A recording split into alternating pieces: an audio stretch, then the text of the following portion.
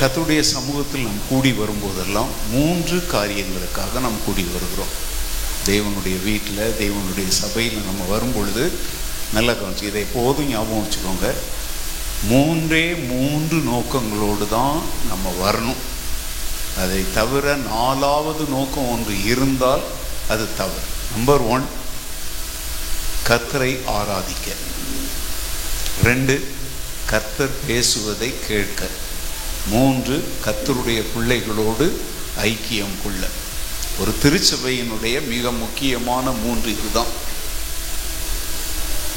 நல்ல கவனிங்க. கர்த்தரை ஆராதிக்க. 2, கர்த்தர் பேசுவதை கேட்க.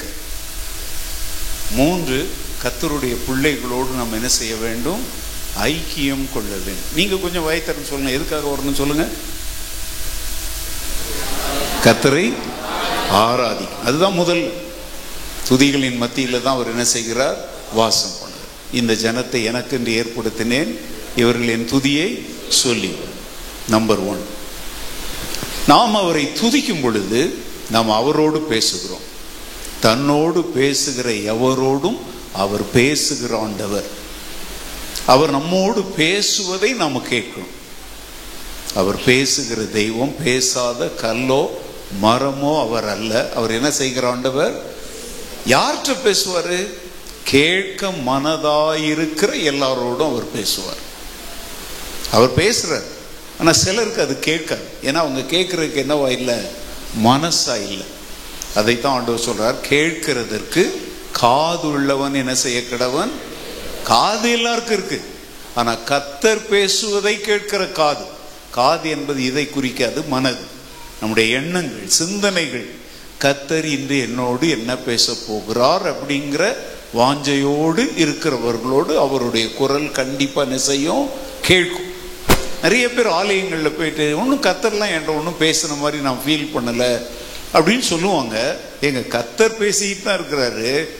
ஆனா கேட்க மனதில்லாதவர்களுடைய உள்ளங்களிலே அந்த வார்த்தை என்ன செய்யாது? செயல்படாது. அல்ல பெரிய கூட்டமோ சின்ன கூட்டமோ, இன்று இரவு கர்த்தர் பேசுவதை கேட்கிற விருப்பம், வாஞ்சை, தாழ்மை, ஏற்றுக்கொள்ளுகிற மனப்பக்குவம் நமக்கு தேவை. 3, நம்ம ஒருவரோடு என்ன கொள்ள வேண்டும்? இங்க யாரும் அந்நியர்லாம் கிடையாது. ஒருவேளை நீங்க முதல் முறை இங்க வந்து, நான் இப்போ ஃபர்ஸ்ட் முறை இங்க வந்திருக்கிறேன், எங்கேயோ கண்ணை கட்டி காட்டில் விட்ட மாதிரி இருக்குன்னு சொல்லலாம். அப்படிலாம் நான் ஃபீல் பண்ணல. ஏன்னா இங்க இருக்கிற நம்ம எல்லாருமே கர்த்தருடைய ரத்தத்தால் மீட்கப்பட்ட அவருடைய குடும்பத்தின் பிள்ளைகள். ஹல்லேலூயா. முதல் முறை பார்த்தாலும் நம்ம சொந்தக்காரங்க தான். இன்னைக்கு உங்க சர்ச்சில், ஒவ்வொரு சர்ச்சிலும் ஒவ்வொரு விதம். எங்க சர்ச்சில் ஃபர்ஸ்ட் சண்டே வந்து கர்த்தருடைய பந்தி. உங்களுடைய சர்ச்சஸ்ல எல்லாம் கூட இருந்திருக்கலாம். இந்த கர்த்தருடைய பந்தியை பற்றிலாம் நீங்க என்ன நினைக்கிறீங்கன்னு தெரியல. நல்ல கவனிங்க. கர்த்தருடைய பந்தியில அவர் நமக்காக சிந்தின ரத்தத்திற்கு அடையாளமாக எதை எடுத்துக்கொள்கிறோம்? ரசமா? திராட்சை ரசம். அதை கொடுக்கும்போது இது உங்களுக்காக சிந்தப்பட்ட இயேசு கிறிஸ்துவின் ரத்தம் அப்படின்னு சொல்லி கொடுக்குறாங்க. அந்த அப்பத்தை எடுக்கும் பொழுது இது உங்களுக்காக பிற்கப்பட்ட இயேசு கிறிஸ்துவின் சரீரம். இப்ப கவனிங்க, அந்த திராட்சை ரசத்தை நம்ம வாங்கும்போது அதை என்னவான்னு நினைச்சு வாங்கி குடிக்கிறோம்?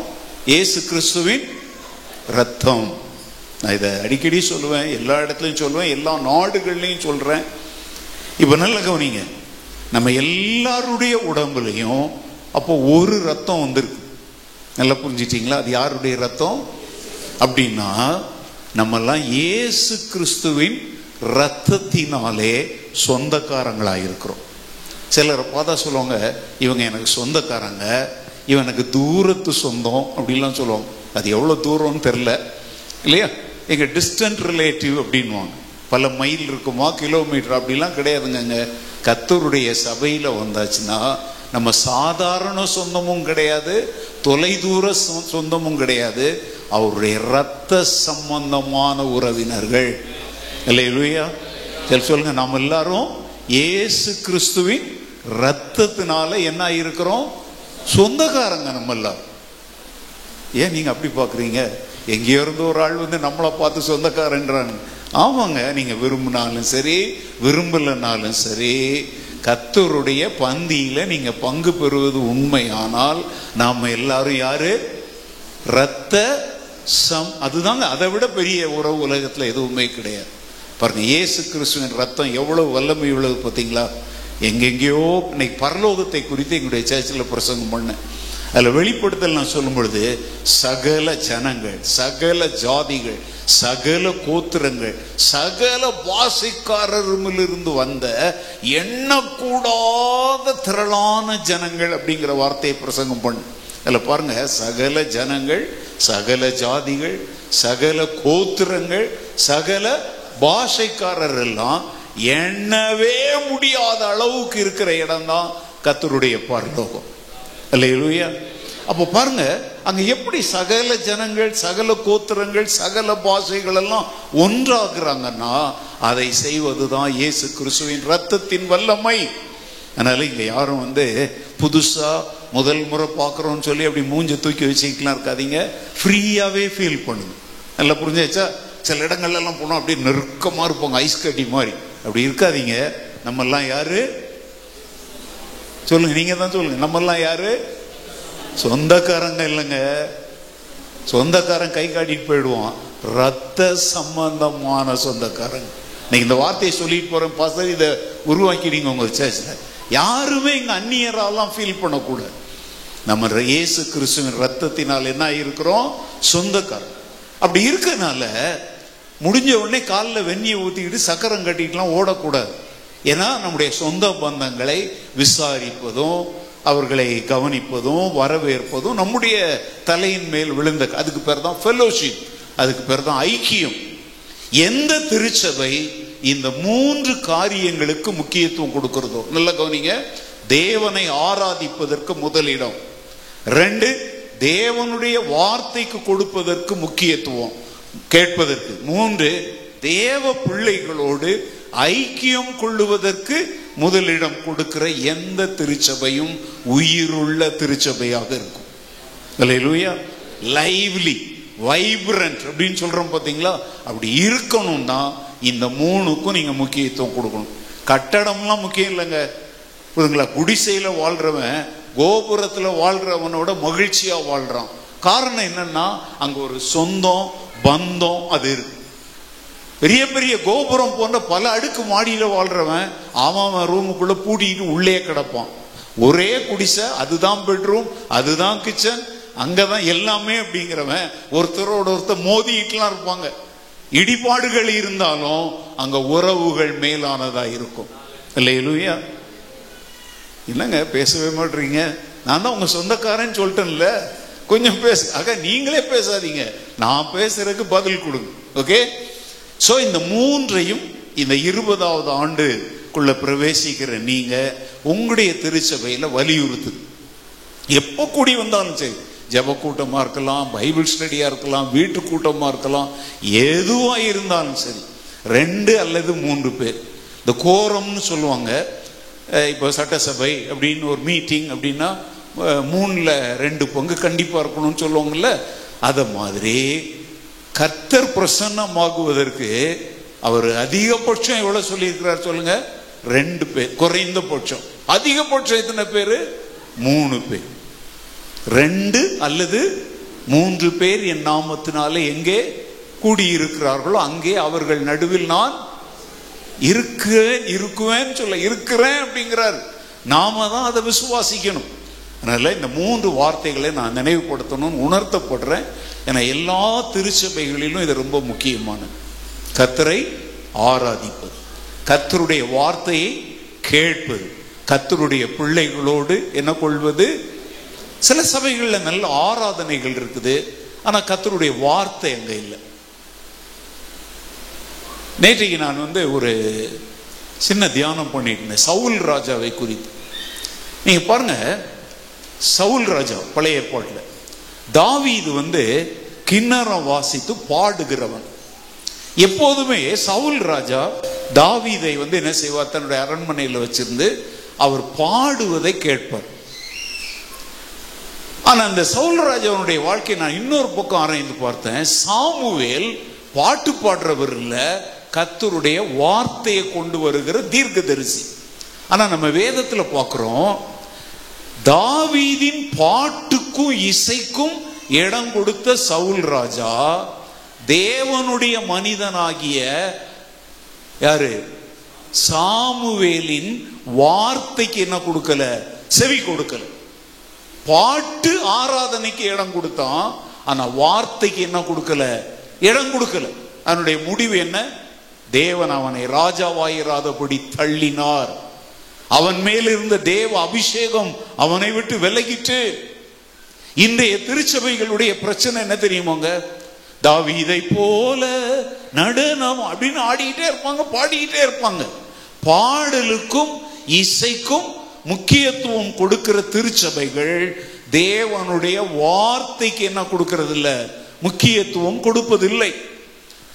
நல்ல கவனிங்க, தேவனை பற்றிய பாட்டு தான், தெய்வீக இசைதான்.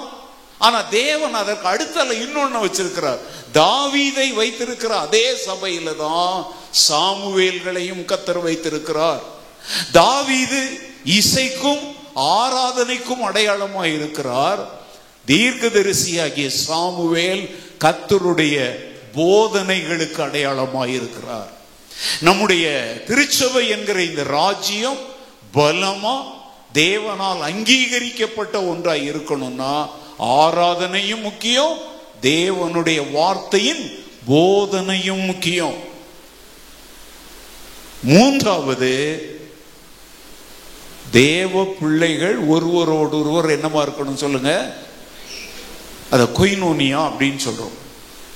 இணை பிரியாத ஒரு உறவு, உண்மையான ஒரு குடும்பம். இது இந்த உலகத்துல நமக்கு ரெண்டு குடும்பம் இருக்குது. ஒன்று மாம்சீக குடும்பம், அது சின்ன குடும்பம். தேவனுடைய சபை என்பது கர்த்தருடைய குடும்பம். இதுதான் நம்முடைய இரண்டாவது பெரிய குடும்பம் இது. அதனால இந்த ரெண்டு குடும்பத்தோடு உள்ள நம்முடைய உறவு சரியானதா இருக்கும்.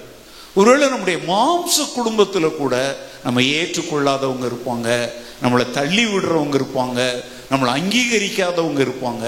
ஆனா இந்த தேவனுடைய வீடு யார் வந்தாலும் அங்கீகரிக்கிற வீடு. அல்லேலூயா. என் பேர் சத்யராஜ், ரூபன் சத்யராஜ். கண்டிப்பா இங்க நின்று புழுகு மூட்டையா நிக்க மாட்டேன். அதனால சத்தியத்தை தான் சொல்லுவேன். நான் பொய் சொன்னா நீங்க எதுவுமே ஆமைன்னு சொல்லாதீங்க. எங்கேயாவது பாருங்க, நான் சத்தியம் சொன்னேன்னா அதை நீங்க ஆமைன்னு சொல்லி அங்கீகரிக்கணும். அதுக்கே சொல்ல மாட்டீங்களே. பொய் சொன்னா ஆமைன்னு சொல்லாதீங்க. ஒரு பொய்க்காரனுக்கு போய் யாராவது அப்ப பாருங்க, நினைக்கலாம் தேர்தல் பரப்புற மூட்டை மூட்டையா அவுத்து விடுறாங்க, அதுக்கே பூ அள்ளி அள்ளி கொட்டுறாங்க. அப்போ நம்ம சத்தியம் சொல்லப்படும் பொழுது கர்த்தருக்கு ஒரு மகிமை அள்ளி வீசணுமா வேண்டாமா? அல்லேலூயா. அதனால கொஞ்சம் இல்ல ஐயா ஏதாவது சொல்லிடுவாங்கன்னு பயப்படுறீங்களா? ஒன்னும் சொல்ல மாட்டாங்க தானே. சொல்லுங்க, சம்பத்தை ஐயா நான் போனக்கார அது எப்படி எங்க இருந்தோ ஒரு ஆளை கூட்டிட்டு வந்தேன் அப்படி அல்லேலூயா சொன்னீங்கன்னு சொல்ல மாட்டாங்கல்ல. அதனால பி ஃப்ரீ. ஏன்னா நீங்க அல்லேலூயா ஆமைன்லாம் எங்களுக்கு சொல்லலைங்க, தேவனுக்கு சொல்லுவீங்க. Praise the Lord. சோ இந்த மூன்றையும் திருச்சபையில வலியுறுத்துங்க, திருச்சபை வளர ஆரம்பிக்கும். இந்த 20வது ஆண்டிலே அடியெடுத்து வைக்கிற உங்களுக்கு கர்த்தருடைய நாமத்திலே என்னுடைய வாழ்த்துக்களையும் அன்பையும் நான் தெரிவிக்கிறேன். இந்த காணிக்கை எடுத்துட்டு அப்புறம் பாஸ்டர் சொன்னாங்க, நம்ம கொடுக்குறோம். அதில் 2 வார்த்தை அவர் சொன்னார், அது எங்களுக்கு புதிதானதெல்லாம் ரொம்ப மகிழ்ச்சியாக இருந்துச்சு. ஒன்று, நாம் மிஷினரிகளை தாங்க வேண்டும், ஏழைகளுக்கு என்ன செய்யணும், உதவி செய்யும். இது எங்களுடைய திருச்சபை பசங்கள்லாம் இங்கே உட்கார்ந்துருக்குறாங்க. எங்களுடைய சபையில் இந்த 2க்கும் தான் முதலிடம். மிஷினரி பணி, ஆதரவற்றோருக்கு ஆதரவு. இந்த 2ம் எங்களுடைய திருச்சபையினுடைய மிக முக்கியமான ஒன்று. மிஷினரி பணி எல்லா 2வது ஞாயிற்றுக்கிழமையும் முடிந்த வரைக்கும் நல்ல கவனிங்க. முதல் ஞாயிற்றுக்கிழமை நான் எங்கேயுமே போக மாட்டேன், நான் கர்த்தருடைய பந்தி. 2வது ஞாயிற்றுக்கிழமையும் முடிந்தவரை த மேக்சிமம் எங்களுடைய திருச்சபையை விட்டு நான் போக மாட்டேன். ஏன் அப்படின்னா 2வது ஞாயிற்றுக்கிழமை மிஷனரி ஞாயிறு. எங்களுக்கு பேர் என்ன பேரு? மிஷனரி ஞாயிறு. அன்னைக்கு மிஷன்ஸ் பற்றிய தகவல்கள், மிஷனரிகள் பற்றிய செய்திகள். அன்றைய செய்தியே எதை பற்றியதான் இருக்கும்? மிஷனரி பணி. எங்களுடைய திருச்சபையில எல்லா 2வது ஞாயிற்றுக்கிழமையும் 2 காணிக்கை எடுப்போம். எங்க வயிற்ற நிரப்புறதுக்காக இல்ல, பண ஆசைக்காக அல்ல. ஒரு காணிக்கை இந்த திருச்சபையின் ஊழியங்களுக்காக. 2வது எடுக்கிற காணிக்கை எங்க சபையோடு சம்பந்தப்படாத பிற மிஷனரி இயக்கங்களுக்காக. நல்ல புரியுது உங்களுக்கு?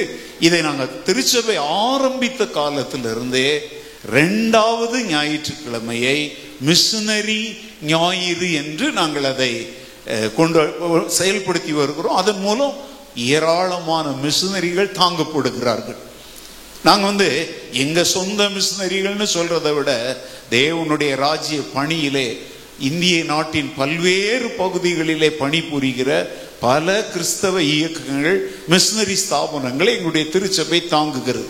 விதைக்கிறவன் என்ன செய்வான்? அறுப்பான். அதனால மிஷனரி பணிக்கு கொடுக்கிற சபை, அதே மாதிரி ஏழைகளுக்கு கொடுக்கிற சபை. ஏழைக்கு இறங்குகிறவன் கர்த்தருக்கு என்ன கொடுக்கிறான்? கடன் கொடுக்கிறான். எங்க கர்த்தர் கடன் அப்படின்னா, அந்த கடன் கொடுப்பது என்றால் அர்த்தம் என்ன தெரியுமா? கடன் கொடுத்தா அதை திருப்பி தருவாங்க. எப்படி தருவாங்க? வட்டியும் முதலுமா தருவாங்க. அப்ப ஆண்டவர் அந்த இடத்துல என்ன சொல்றார் தெரியுமா? நீ என் நாமத்தினாலே ஒரு ஏழைக்கு எதையாவது செய்தன்னா நான் உனக்கு திருப்பி கொடுக்கும்படியான ஒரு நிர்பந்தத்தை என் மேல வைக்கிற அப்படின்னு ஆண்டவர் சொல்றார். அதனால மிஷனரி பணியை குறித்தும் ஏழைகளுக்கு இரக்கம் காண்பிப்பதை குறித்தும் எந்த திருச்சபை கவனமாக இருக்கிறதோ அந்த திருச்சபை பொருளாதாரத்தில் ஆசீர்வதிக்கப்பட்ட திருச்சபையாய் இருக்கணும். அல்லேலூயா, பிரைஸ் தி லார்ட்.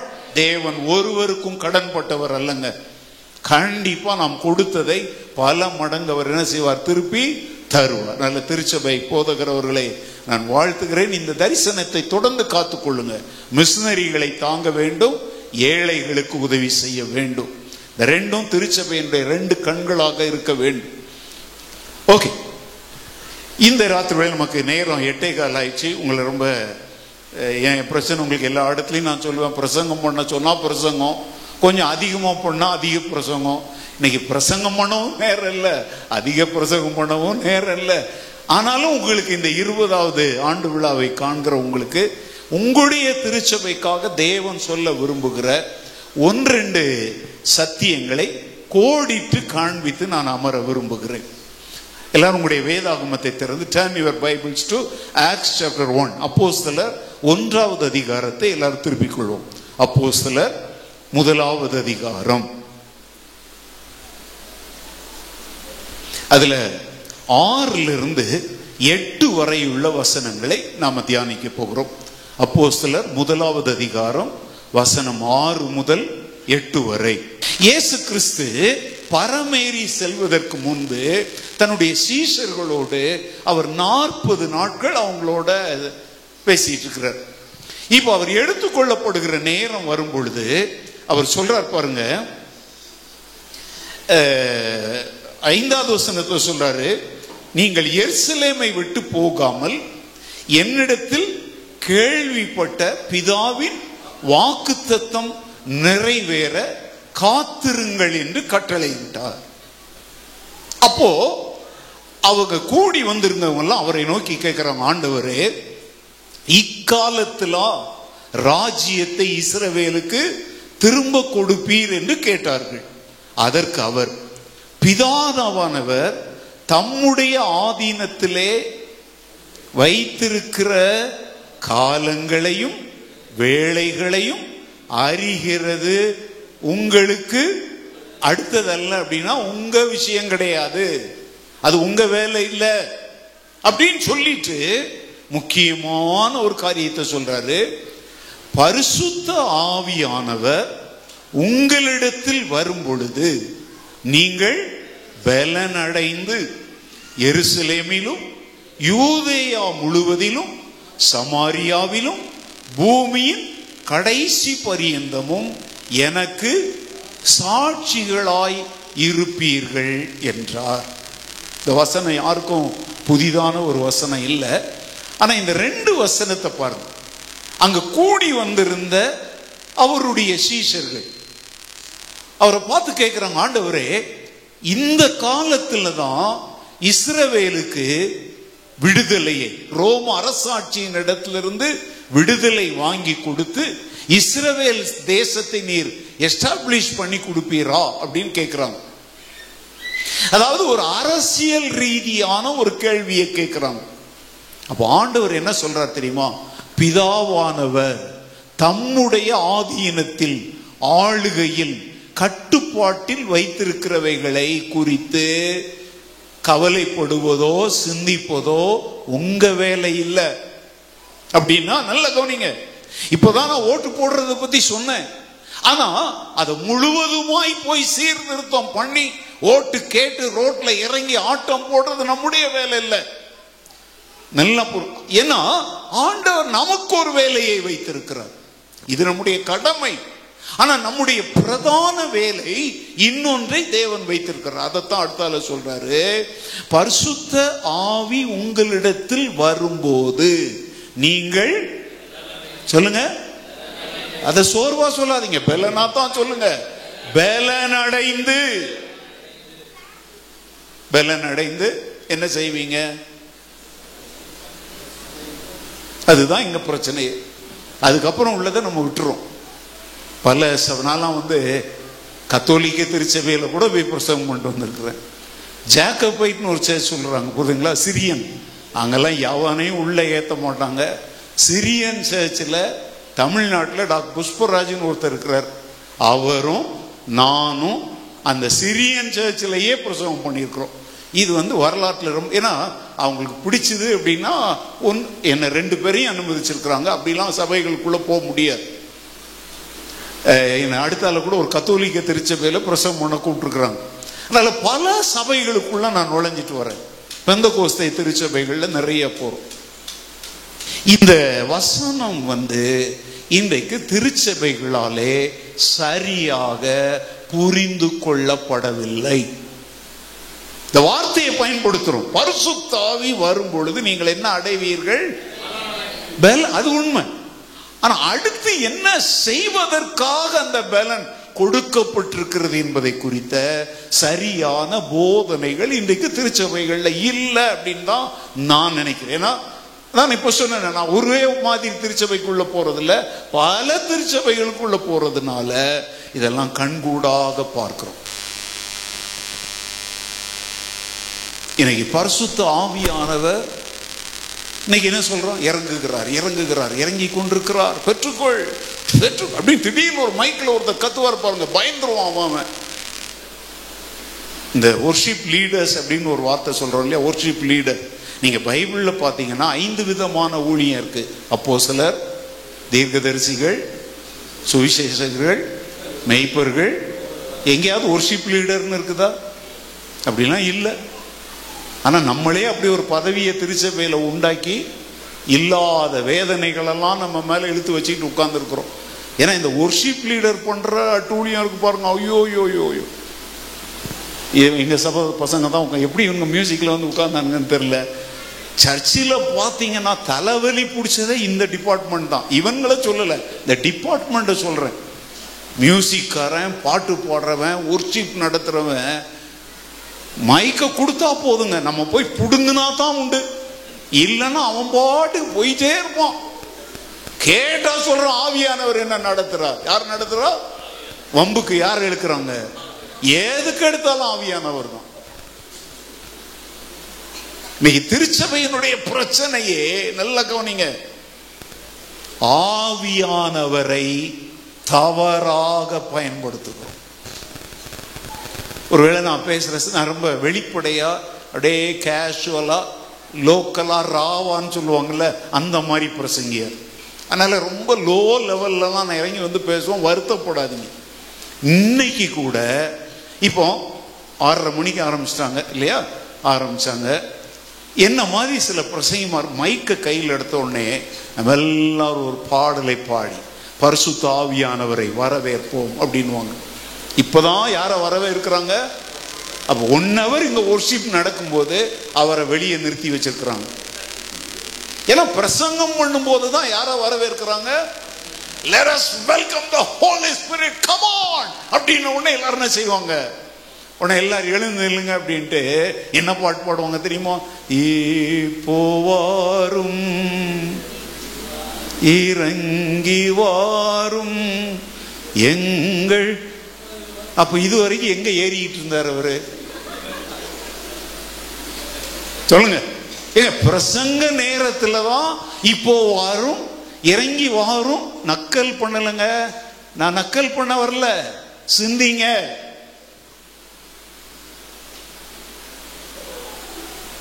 பரிசுத்த ஆவியானவர் இன்றைக்கு பல திருச்சபைகளிலே பரிகாசத்திற்குரிய நபராயிருக்கிறார். அவருக்கு கொடுக்க வேண்டிய கனம், அவருக்கு கொடுக்க வேண்டிய மரியாதை, அவருக்கு கொடுக்க வேண்டிய கௌரவம் இன்றைக்கு திருச்சபையில இல்ல. அவன் என்ன வேணாலும் பண்றான், பண்ணிட்டு பழியை யார் மேல போடுறான்? ஆவியானவர் என்ன நடத்தினாருப்பா, நினைச்சாரு, ஆவியானவர் என்ன நடத்துறாரு. எனக்கு தெரிஞ்ச ஒரு அம்மா, நான் நடந்ததுதான் சொல்றேன், ரொம்ப பக்தி உள்ள ஒரு அம்மா. ஆனா எதுனாலும் ஜெபம் பண்ணி ஆவியானவர் சொன்னாதான் செய்வேன்னுவாங்க. அவங்களுக்கு 3 பொம்பளை பிள்ளைங்க. முதல் பொம்பளை பிள்ளைக்கு கல்யாணம் நிச்சயம் ஆன போது தமிழ்நாட்டில் இது ஒரு குறிப்பிட்ட மாவட்டத்தில் நடந்தது. அங்கெல்லாம் வந்து இந்த பவுன் நகை போடுறாங்க பார்த்தீங்களா, அதெல்லாம் பயங்கரமாக கிலோ கணக்கில் கேட்பாங்க.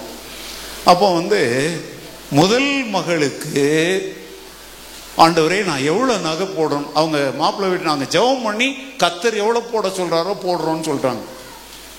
உடனே இவங்க ஜெபம் பண்ணும்போது ஆண்டவர் வந்து 2 கையை காட்டினாராம். அப்படின்னா எவ்வளோ பவுனு?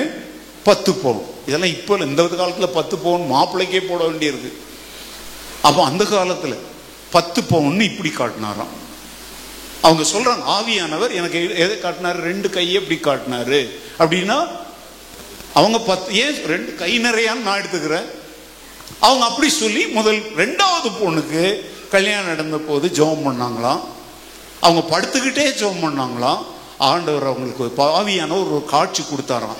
2 கையையும் 1 காலையும் காட்டினாராம். அப்ப எத்தனை பவுனு? 15 பவுன். எனக்கு ரொம்ப வேண்டியவங்க, ரொம்ப பிரபலமான ஒரு அம்மா, ஊழியம் பாடகி, தமிழ்நாடு. அவங்க இறந்துட்டாங்க, அதனால தைரியமா சொல்றேன். 3வது மகளுக்கு கல்யாணம். அப்படியே படுத்துக்கிட்டே ஜெபம் பண்ணி, ஆண்டவரே 3வது மகளுக்கு எவ்வளவு போடணும்? ஆண்டவர் சொன்னாராம் 2 கையும் தூக்கு அப்படின்னாராம். அப்ப 2 காலையும் தூக்குனாராம். கட்டில இருந்து கீழே விழுந்துட்டாங்க, பொத்துன்னு கீழே விழுந்துட்டாங்க. இதெல்லாம் ஆவியான இப்படி கையை தூக்கு காலை தூக்குன்னு ஒரு பொம்பளையை பார்த்து சொல்லுவாராங்க. ஆவியானவர் பரிகாசமா தெரியல இதெல்லாம். ஏங்க, ஒரு பிள்ளைக்கு 10 பவுன் போட்டேன்னா அடுத்த பிள்ளைக்கு அதே போடாதான் நியாயம். ஆவியானவர். நான் வந்து அந்த நாட்களில் மாபெரும் பிரபலமான ஊழியக்காரங்களுக்கெல்லாம் தண்ணி ஊற்றி கொடுக்குறவனா அப்படிதான் நான் என் ஊழியத்தெல்லாம் ஆரம்பித்தேன். மாபெரும் தமிழ்நாட்டின் பிரபல தினகரன் உட்பட சொல்கிறேங்க. என்னுடைய வேலை அங்கே ஒரு மைக் கொடுத்து அங்கே உட்கார வச்சுருப்பாங்க, வசனம் வாசிங்க. ஏன்னா நான் வந்து அப்படி சொன்ன உடனே எடுத்து வாசிப்பேன். அப்போ அவங்கெல்லாம் ஜெபம் பண்ணுவாங்க இந்த கூட்டங்கள் முடிந்த உடனே. நான் என் கண்ணால் பார்த்ததை சொல்கிறேங்க. ஒரு அம்மா வந்து ஜெபம் பண்ண வந்தாங்க. அவங்க வயிறு நல்லா பெருசாக இருக்குது. அவங்க என்னன்னே சொல்லலை, அதுக்குள்ளே இவர் ஜெபம் பண்ணுறார். ஜெபம் பண்ணி நான் பக்கத்தில் நின்று பார்த்துட்டு இருக்கிறேன். ஓ ரப ரப ரப ரபான்னு சொல்கிறார். ஓகே, எல்லாம் தெரிஞ்சதுதான். இந்த ரப ரப ரபாங்கிறதெல்லாம் எல்லா இடத்துலையும் கேட்டு கேட்டு காது புளிச்சு போனது தான். நான் அந்நிய பாஷையை கூட சொல்லலை. இப்போ நான் தமிழில் பேச ஆரம்பித்தேன், எத்தனை வார்த்தை பேசியிருக்கேன் போது. அதே மாதிரி அது என்ன வெறும் ரபர் ரபர் தான், அவ்வளோதான் அந்நிய பாஷை. அது ஒரு மொழி தானே, அந்நிய மொழி தானே, டிஃப்ரெண்ட் லாங்குவேஜஸ் தானே. உடனே இவர் பேசிட்டு, எங்க கவனிங்க, அந்த அம்மா தலை மேல கை வச்சு, கர்த்தருடைய ஆவியானவர் சொல்லுகிறார், உனக்கு ஒரு ஆண்மகனை நான் தருவேன், அவனுக்கு எபனேசர் என்று பேரிடு அப்படின்றார். ஆச்சனா, ஆஹா, வெளிப்பாடு தீர்க்க தரிசனம்னா இதுதான் சொல்லி நான் அப்படியே பார்க்குறேன். அந்த ஐயாவும் ஒரு அம்மா வந்தாங்களே, அவங்க பேந்த முழிக்கிறாங்க. என்னன்னு எனக்கும் புரியலைங்க. இவர் என்ன சொல்றாரு? கை வச்சு அந்நிய பாஷையில பேசி என்ன சொல்றாரு? உனக்கு ஒரு ஆண் மகனை தருவேன், அவனுக்கு என்ன பெயர் வைக்கணும்? அப்புறம் அந்த ஐயாவும் அந்த அம்மாவும், ஐயா எங்களுக்கு ஒரு ஜெப குறிப்பு இருக்கு, என்ன அப்படின்னு. அப்புறம் தான் கேட்குறேன். இப்போதான் ஆவி கொஞ்சம் நெருங்கி இருக்கு. அவங்க சொல்றாங்க, இந்த அம்மாவுக்கு வயிற்றுல கட்டி நாங்கள் ஆப்ரேஷனுக்கு போறோம், அதுக்காக ஐயா கிட்ட ஒரு வயிற்றுல என்ன இருக்கு, டியூமர். இவரு வயறு கொஞ்சம் பெருசா இருந்த உடனே உள்ள இருக்கிறது ஆம்பளை புள்ள, அதுக்கு பேர் வேற வச்சுட்டாருங்க. இப்போ பாவம் பழி எல்லாம் யார் மேல போடுறாரு? ஆவியானவர் காட்டினா கரெக்டா இருக்குமே அப்படிங்கிறாரு. அப்போ இது ஆவியானவர் காட்டல.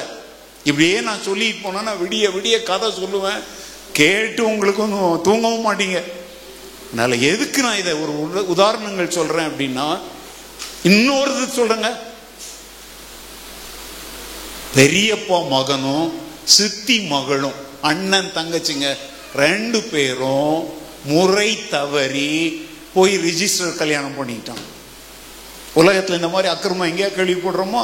அதனாலதான் நான் சொல்றேங்க, பெரியப்பா மகனா இருக்கட்டும், பெரியம்மா மகன் பொண்ணே பிள்ளைங்களே வந்தாலும் நடுவில் ஒரு கோடு இருக்கணும். நம்ம அண்ணன் தானே, தம்பி தானே, தங்கச்சி தானேன்றதுல இன்னைக்கு நம்ம ரொம்ப நல்லதானே, காலம் ரொம்ப கெட்டு போய் கிடக்குது. பெரியம்மா மகன் செத்தி பிள்ளையாவே இருந்தாலும் நடுவில் என்ன இருக்கணும், ஒரு சின்ன கேப் இருக்கணும். ஏன்னா இது மாம்சம். அப்படி நடந்துச்சுங்க. ஒரு பிரபலமான ஊழியக்காரருடைய கூட்டத்தில் நானும் பக்கத்தில் நின்றுட்டு இருக்கிறேன். அவங்க 2 பேரும் வந்து ஜெபிக்க வர்றாங்க. இவர் அவங்களை ஆசீர்வதித்து தீர்க்க தரிசனம் சொல்றார். ஏங்க, இந்த மாதிரி அயோக்கியத்தனத்தெல்லாம் ஆவியானவர் செய்வாரா? பைபிள்ல பழைய ஏற்பாட்டு காலத்திலேயே யார் யாரை திருமணம் பண்ணணும், யார் யாரை திருமணம் பண்ணக்கூடாது, எதை சாப்பிடணும் எதை சாப்பிடக்கூடாதுன்னு எழுதி வச்சிருக்கிறாரா இல்லையா? அவர் எழுதி வைத்ததை அவரே மீறுவாராங்க. இங்க வந்து நிக்கிறது யார் சொல்லுங்க? அண்ணன் தங்கச்சி. ஆனா அவங்கள உங்களை அப்படி ஆசீர்வதிப்பேன், இப்படி விருத்தி அடைய செய்வேன்னு சொல்லி ஆவியானவர் பேர்ல இவர் என்ன சொல்றாரு? இன்னைக்கெல்லாம் நான் வந்து மூஞ்சில அடிச்ச மாதிரி தைரியமா நான் பிரசங்கம் பண்ற காரணம் என்ன தெரியுமாங்க? நான் இதெல்லாம் என் கண்ணார கண்டுட்டு வந்தவன். ஆவியானவருடைய பெயர்ல செய்யப்படுகிற பித்தலாட்டங்களை எல்லாம் காதால் கேட்டவன் அல்ல, என் சொந்த கண்களால் என்ன செய்தவன்? கண்டவன். அதனாலதான் திருச்சபையில சீர்திருத்தம் உண்டாக வேண்டும் என்று போகிற இடம் எங்கோ உள்ளதை உள்ளதாக பிரசங்கம் செய்கிறோம். சரியான போதனைகள் இல்லாமல் திருச்சபையில என்ன வராது? சீர்திருத்தம் வராது. சுமார் 500 ஆண்டுகளுக்கு முன்னாடி மார்ட்டின் லூத்தர் திருச்சபையில மறுமலர்ச்சியை கொண்டு வந்தார். அதை வந்து சமீபத்தில் கூட ரிஃபர்மேஷன் டே அப்படின்னு நம்ம கொண்டாடணும். கேம்பஸ் குர்சைல ஸ்டான்லி அண்ணன் வந்தார், 500வது ஆண்டு விழாவை கொண்டாடணும். நீங்க யாராவது வந்தீங்களான்னு எனக்கு தெரியல.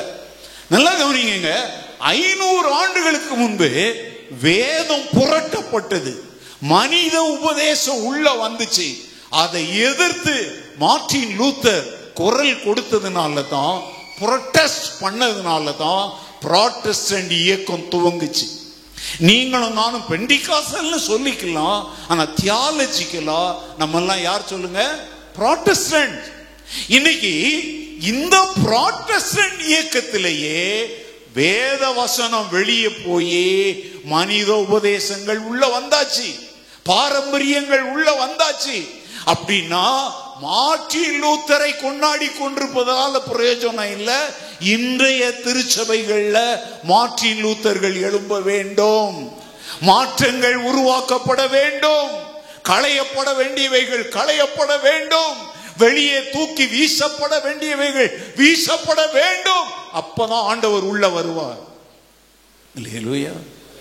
பாட்டு பாடுறோம்ல, ராஜா வருகிறார் ஆயத்தமா, அதுல என்ன பள்ளங்கள் எல்லாம் நிரம்பிட வேண்டும், குன்றுகள் அதெல்லாம் என்ன செய்யணும் அப்படின்னு நாங்க என்ன சொல்றாரு தெரியுமா? ராஜா வர்றாருப்பா, பள்ளம் மேடா வைக்காத, மேடா இருக்கிறத தகர்த்து பள்ளத்துல போட்டு மூடி தரையை என்னாக்கு? சமமாக்கு. நாங்க இங்க வரும்போது பார்த்தோங்க, ரைட் சைட்ல பசங்க காட்டினாருங்க ஒரு இடத்துல, அப்படியே பார்த்தா ரோடெல்லாம் துணி கட்டி இருக்குது, பூவா கிடக்குது ரோட்ல. நாங்க இந்த பக்கம் வந்தோம், வண்டி ஓட்டின பையன் சொன்னான், அப்பா இன்னைக்கு காலையில இங்க இருந்து தான் நம்ம ஜி போனாரு. கவனிங்க, ரோட என்னமோ ஆக்கி வச்சிருக்கிறோம். உங்களுக்கு தெரியுமாங்க, 5000 மரத்தை வெட்டி இருக்கிறாங்க. அவர் போற ரோட்ல குறுக்கு நடுக்கா எதுவும் இருக்கக்கூடாதுன்னு எத்தனை மரங்களை வெட்டி இருக்கிறாங்க. மற்ற காலத்துல ஒரு மரம் வெட்டினா அப்படி பொங்கிட்டு எழும்புவாங்க. சத்தமே இல்லாம 5000 மரத்தை வெட்டி இருக்கிறாங்க. நமக்கு தெரியாதுங்க அடுத்தால அவர் வருவாரோ வரமாட்டாரோ. இன்னைக்கு அவர் ஆளுகையில் இருக்கிறார். அவருக்காக ரோடுகள் என்ன செய்யப்படுகிறது? பள்ளம் மேடு. அப்ப நான் கேட்கிறேன், கர்த்தர் தம்முடைய திருச்சபை ஆகிய ராஜ்யத்துக்குள்ள வரணும் அப்படின்னா வாசல்களே உங்கள் கதவுகள் என்ன செய்யட்டும்? அனாதி கதவுகளே மூடப்பட்டு தூசியும் குப்பையுமா கிடக்கிற திருச்சபைக்குள்ள அவரால் என்ன செய்ய முடியாது? செயல்பட முடியாது. கர்த்தருக்கு வழியை நாம் என்ன செய்யணும்? கடைசி கால எழுப்புதல், கடைசி கால எழுப்புதல் சொல்லி ஜெபம் பண்ணிட்டு இருக்கிறோம்.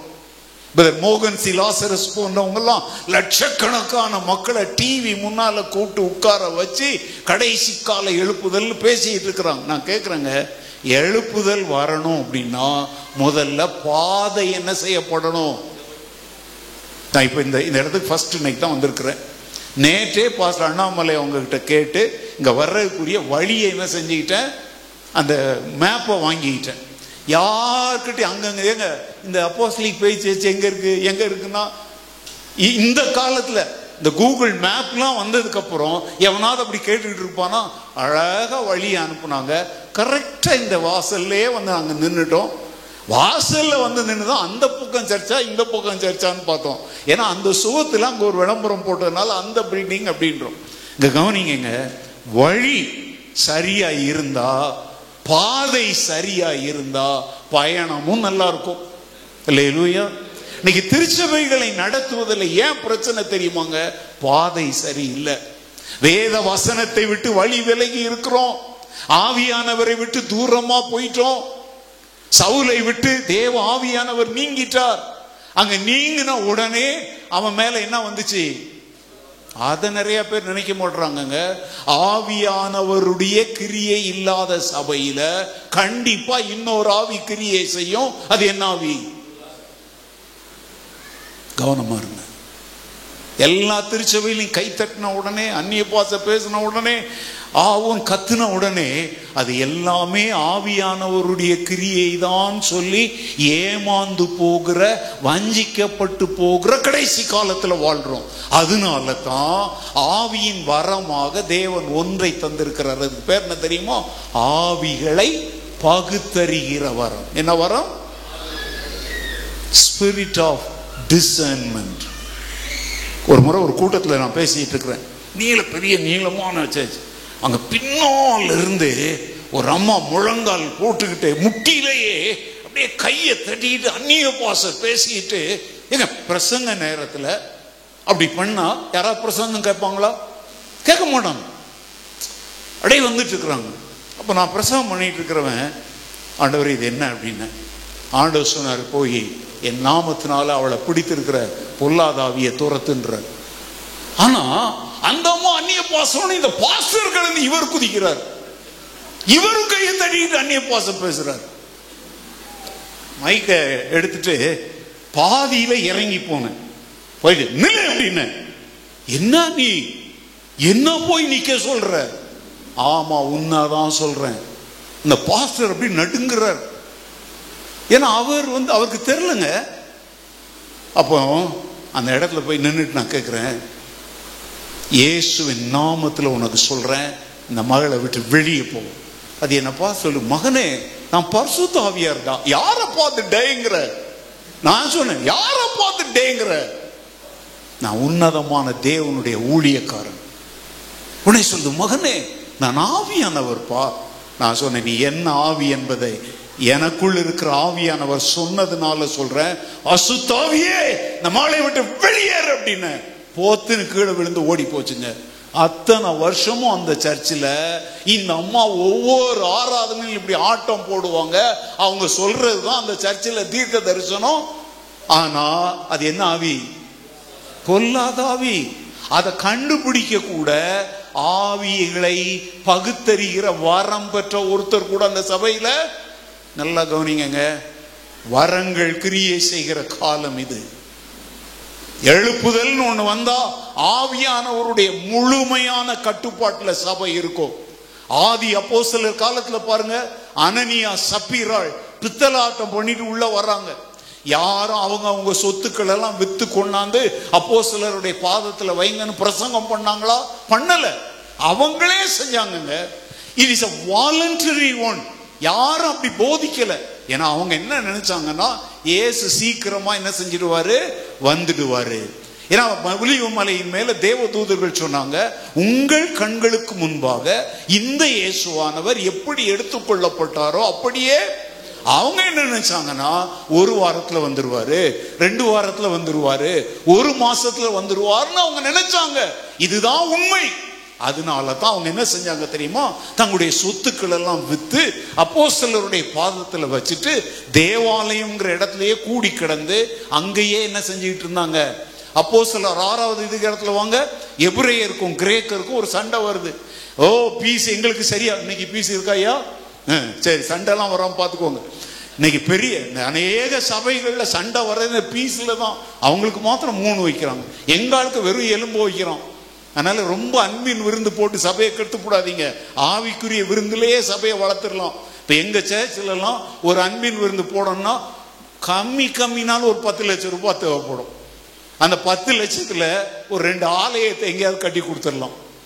ஹலோ, ஓ இந்த ஆள் பெரிய கஞ்சம் போல இருக்கீங்க. நான் கஞ்சன் எனக்காக இல்ல, கர்த்தருக்காக. இந்த ஒரு சாப்பாட்டுக்கு 10 லட்சம் ரூபாய் கொடுத்தாதான் எங்களுக்கு சாப்பாடு கிடைக்கும். அதை 2 ஆலயம் கட்டிடுவோம் அப்படின்ற தரிசனத்துல சபை ஓடிட்டு காரியத்துக்கு வரும். அப்ப அவங்க அப்படி செஞ்சாங்க. அனனியா சப்பீராலும் தங்களுடைய சொத்துக்களை வித்தாங்க. கவனிக்கிறீங்களா எல்லாரும்? எவ்வளவு கொண்டு வரணுங்கிறது அப்போஸ்தலர் உபதேசம் கொடுத்திருந்தாங்களா? இல்ல. இப்ப 10 லட்சத்துக்கு வித்தாங்க. ஒரு 2 லட்சத்தை எதுக்கோ ஒரு பாதுகாப்புக்கு நம்ம வச்சுக்கலாம் அப்படின்னு சொல்லி அவங்க எடுத்து வச்சுட்டாங்கன்னு வச்சுக்கோமே. 8 லட்சத்தை எடுத்துக்கிட்டு வர்றாங்க. அங்க பேதுரு நிக்கிறார். அனனியாவை பார்த்து கேட்க, அனனியாவே உங்களுடைய நிலத்தை இவ்வளவுக்கு தான் வித்தீங்களா அப்படின்னா அவர் என்ன சொல்றாரு? ஆமா. ஆக்சுவலா அவ்வளவுக்கு தான் வித்தாங்களா? இல்ல, கொஞ்சம் எக்ஸ்ட்ராவுக்கு வித்தாங்க. கொஞ்சத்தை எடுத்து என்ன செஞ்சிருக்காங்க, வச்சிருக்கிறாங்க. பேதுரு கேட்கிற, ஏன் பரிசுத்த ஆவியின் இடத்துல இப்படி பொய் சொல்றீங்கன்னு உடனே அந்த இடத்துலயே அனனியா விழுந்து என்ன செஞ்சிட்டாரு? இப்ப கவனிங்க, எழுப்புதல்னா இவங்க சொல்றபடி அந்நிய பாச பேசுறதோ கை தட்டுறதோ டர்ரு புர்ருன்னு அங்க எங்க ஓடி ஆராதிக்கிறதெல்லாம் இல்ல. எழுப்புதல் எழுப்புதல் என்றால் திருச்சபையும் ஊழியங்களும் ஊழியர்களும் பரிசுத்த ஆவியானவருடைய நேரடி கட்டுப்பாட்டுல ஆளுகையில இருக்கிறது தான் எழுப்புதல். அல்லேலூயா. அவன் விழுந்து செத்துட்டான். சொந்தக்காரங்களுக்கு எல்லாம் சொல்லி அனுப்புன்னு சொல்லல. சபையின் வாலிபர்களை பார்த்து சொல்றாங்க, இவங்களை கொண்டு போய் என்ன பண்ணுங்க, அடக்கம் பண்ணுங்க. அவங்களே தூக்கி போய் அடக்கம் பண்ணிட்டு வர்றாங்க. இந்த அம்மா என்ன வீட்டுக்கார் போனவரை வர காணுமே அப்படின்னு சொல்லி தேடி வர்றாங்க. நடந்தது சப்பீராளுக்கு தெரியாது. சப்பீராள், ஐயா தோத்துறோம் ஐயா, எங்க ஐயா வந்தாரு. அம்மா வந்தாரு. உடனே இவர் கேட்கிறாரு, நிலத்தை இவ்வளவுக்கு தான் வித்தீங்களா? அவளும் என்ன சொல்றா, ஆமா ஐயா சோத்துறோம் ஐயா, அவ்வளவுக்கு தான் போச்சியா. அப்ப இவர் கேட்கிறாரு, பரிசுத்த ஆவியின் இடத்தில் பொய் சொல்லும்படி சாத்தான் உங்கள் இருதயத்தை நிரப்பினது என்ன? இதோ உன் புருஷனை அடக்கம் பண்ணின வாலிபர்களின் கால்கள் வந்திருக்கு. உன்னையும் கொண்டு போய் என்ன செய்வாங்க? இதெல்லாம் கவனிங்க. காணிக்க ஒழுங்கா கொடுக்கலங்கிறதுக்கான தண்டனை இல்ல. பரிசுத்த ஆவியானவர் வெளிப்படையாக செயல்பட்டு சபையை ஆளுகை செய்து கொண்டிருக்கும் பொழுதே அவரிடத்துல பொய் சொன்னதுனாலதான் இந்த தண்டனை. காணி அவங்க 2 பேர் சொல்றாங்க, ஐயா நாங்க 10 லட்சத்துக்கு வித்தோம் ஐயா, நாங்க ஒரு 7 லட்சம் தான் சர்ச்சைக்கு கொண்டாந்து இருக்கிறோம், ஒரு 3 லட்சத்தை வீட்டுல வச்சிருக்கிறோம் சொல்லி இருந்தா கண்டிப்பா செத்திருக்க மாட்டாங்க. பரிசுத்த ஆவியானவர் வெளியரங்கமாய் கிரியை செய்யும் பொழுது இவங்க பொய் சொல்றாங்க. பேதுரு அதை நம்பி வாங்கி இருந்திருந்தால் என்ன நடந்திருக்கும் தெரியுமா? இவங்க 2 பேரும் முழு சபையையும் கெடுத்திருப்பாங்க. ஏய் லூசு, கொண்டு போய் முழுசையும் பாஸ்டர்ட்ட கொடுக்குறிய பாரு, நாங்க 10 லட்சத்துக்கு வித்தோம், 3 லட்சத்தை சுருட்டி வச்சுட்டு பாதர் யாரு, தலைமை போதகர் யாரு, பீட்டர் கிட்ட போய் நாங்க சொன்னோம். அவரும் நம்பி என்ன பண்ணிக்கிட்டாரு, வாங்கிக்கிட்டாரு. அப்படின்ன உடனே இந்த வியாதி சபை முழுசையும் என்ன பண்ணியிருக்கோம்? அப்போ ஆவியானவர் செயல்படுறாருங்கிறத அங்க என்ன இல்லாம போயிருக்கோம், புரியுதா உங்களுக்கு? இப்போ ஆவியானவர் பிரத்யட்சமா வெளியரங்கமா செயல்படும் பொழுதே அவங்க பொய் சொன்னதுனாலதான் அந்த தண்டனை. காணிக்கைக்கான தண்டனை அல்ல, பொய் சொன்னதற்கான தண்டனை. கர்த்தருடைய ஆவியானவரால் நிரப்பப்பட்ட ஆவிகளை பகுத்தறியும் வரம் பெற்ற ஒரு அப்போஸ்தலன் இடத்துல பொய் சொன்னதுனால அந்த சாவு நடந்துச்சு. இதுதாங்க எழுப்புதல். எழுப்புதல்னா என்னன்னு தெரியலன்னா, எழுப்புதல்ல சிலர் வாழ்வாங்க, சிலர் வீழ்வாங்க. நல்லா புரிஞ்சுக்கோங்க. பட்டயம் அந்த பக்கம் இந்த பக்கம் திரும்பும் பொழுது தேவையற்றவைகளை வெட்டி தள்ளும், குறுக்கே எதிர்த்து நிற்கிறவைகள் அது வெட்டி தள்ளும். சபையில சில சமயத்தில் எழுப்புதல் வந்தா என்ன நடக்கும் தெரியுமோ? இந்த திருச்சபையில் நான் தான் ஆதி காலத்துல இருந்திருக்கிறேன், நான் தான் எங்க அப்பா தான் எங்க தாத்தா தான் கட்டினாரு, இவர் நேத்து வந்தவரு அப்படிலாம் பேசிட்டு சில திமிர் புடிச்ச கேஸ் இருக்கும். ஆவியானவர் அதை பிடுங்கி தூக்கி எறிகிறார் தெரியுமா? அதுவும் எழுப்புதல் தான். விசுவாசிக்கிறவங்க மாத்திரம் ஒரு ஆமென் சொல்லுங்க. அல்லேலூயா. பரிசுத்த ஆவியானவர்ங்கிற தலைப்புல நான் பேசி இருக்கிறத கவனிங்க. பரிசுத்த ஆவியானவர் வரும் பொழுது நீங்கள் என்ன அடைவீர்கள்? இந்த பலன் என்பதை இன்றைக்கு திருச்சபையில சரீரத்துல காட்டுகிற அந்த எமோஷன்ஸ் தான் அந்த பலன் மக்கள் நினைக்கிறாங்க. இல்லைங்க, இங்க தமிழ்ல பலன் அப்படின்னு போட்டிருக்குது, இங்கிலீஷ் பைபிள்ல ஈ ஷால் ரிசீவ் பவர் அப்படின்னு இருக்குது, நீங்கள் வல்லமை அடைந்துன்னு போட்டிருக்கு. ஆனா மூல மொழியில நம்ம எல்லாரும் உபயோகிக்கிற ஒரு வார்த்தை டுனாமிஸ். என்ன சொல்றோம்? டியூனமிஸ் சொல்றாங்க, டுனாமிஸ் சொல்றாங்க. மூல மொழியில இந்த பலன் அடைந்து அப்படிங்கிற வார்த்தைக்கு சொல்லப்பட்டிருக்கிற மூல வார்த்தை என்ன சொல்லுங்க? டுனாமிஸ். அதுக்கு அர்த்தம் என்ன தெரியுமோ? நீங்கள் சர்வ வல்லமை அடைந்து. எங்க சர்வ வல்லவர் யாரு? அவர்தான். பரிசுத்த ஆவியானவர் நம்ம மேல வரும் பொழுது நாமும் யாராய் மாறுகிறோம்? சர்வ வல்லமை உள்ளவர்களாய் மாறுகிறோம். இதை நீங்க விசுவாசிங்க. முதலாவது பரிசுத்த ஆவியை பெற்றவன், அதத்தான் இயேசு சொன்னார், என்னை விசுவாசிக்கிறவன் நான் செய்கிற கிரியைகளை செய்வான், இதை பார்க்கிலும் பெரிதான கிரியை. அதுதான் அந்த சர்வ வல்லமை. நிறைய பேருக்கு இந்த ரகசியம் தெரியலங்க. பரிசுத்த ஆவினா சும்மா அப்படியே ஏதோ கை கால ஆட்டிவிட்டு வேத்து விறுவிறுத்து இது இல்லைங்க. தேவன் என்ன செய்வாரோ அதை செய்வதற்கு நமக்கு என்னத்தை தந்திருக்கிறார்? அவருடைய சர்வ வல்லமையை நம்மோடு பகிர்ந்து கொண்டிருக்கிறார். சரி, அந்த வல்லமையை வச்சுக்கிட்டு என்ன செய்வோம்? அதைத்தான் அங்க சொல்றாரு பாருங்க. அதை சொல்லி முடிச்சிடுறேன். நீங்கள் பலன் அடைந்து எருசலேமிலும், சொல்லுங்க, எருசலேமிலும் யூதேயா முழுவதிலும், அப்புறம் சமாரியாவிலும், அப்புறம் எத்தனை ஜியோகிராபிக்கல் ஏரியா சொல்றாரு? 4. ஒன்னு எது? கொஞ்சம் என்ன பாருங்க, என்னது? எருசலேம். 2, 3, 4 பூமியின். இதுதான் முக்கியம். எருசலேம் என்பது அவங்க சொந்த ஊர், நம்ம உள்ளூர், லோக்கல். பரிசுத் அப்படின்னு சொல்லிட்டு பூமியின் கடைசி பரியந்தம் என்னவாய் இருப்பீர்கள் எனக்கு. அப்ப கவனிங்க, பரிசுத்த ஆவியானவருடைய வல்லமை கொடுக்கப்படுறதே எதுக்காக சொல்லுங்க? இயேசுவுக்கு சாட்சியாய் இருப்பதற்கு. அது என்னன்னு கடைசியில சொல்றேன், வேற எதுக்கும் இல்லை. நல்லா புரிஞ்சுக்கோங்க. திருச்சபைகளில் இந்த போதனையை சரியா சொல்ல மாட்டாங்க. ஐயா சொன்னார் மிஷனரி பணின்னு சொல்லி, அதுதான் சாட்சியா இருக்கிறது. கவனி, 4 இடத்தை சொல்றாரு. நீ எனக்கு எங்க சாட்சியா இருக்கணும்? முதல்ல உன் சொந்த ஊர்ல, உன் சொந்த வீட்டுல. கல்யாண கார்டுல கீழே போட்டுருக்காங்க, ஏன்னா உங்களை அன்புடன் வரவேற்கும் சுற்றமும் நட்பும். இங்கிலீஷ்ல கின் அண்ட் கித் அப்படின்னு போடுறாங்க. அதுதான் உள்ளூர். அப்போ பரிசுத்த ஆவியானவர் நம்மை பலப்படுத்துவாரானால் இயேசுவுக்கு சாட்சியாக நம்ம எங்க வாழணும்? முதலாவது நம்முடைய சொந்த ஊர்ல, நம்ம பிறந்த ஊர்ல, நம்ம வீடு இருக்கிற இடத்துல. இன்னைக்கு நம்ம எப்படி தெரியுமா? லிங்கராஜபுரத்துல போய் சுவிசேஷம் சொல்ல தயாரா இருக்கிறோம். இது என்ன உரியது?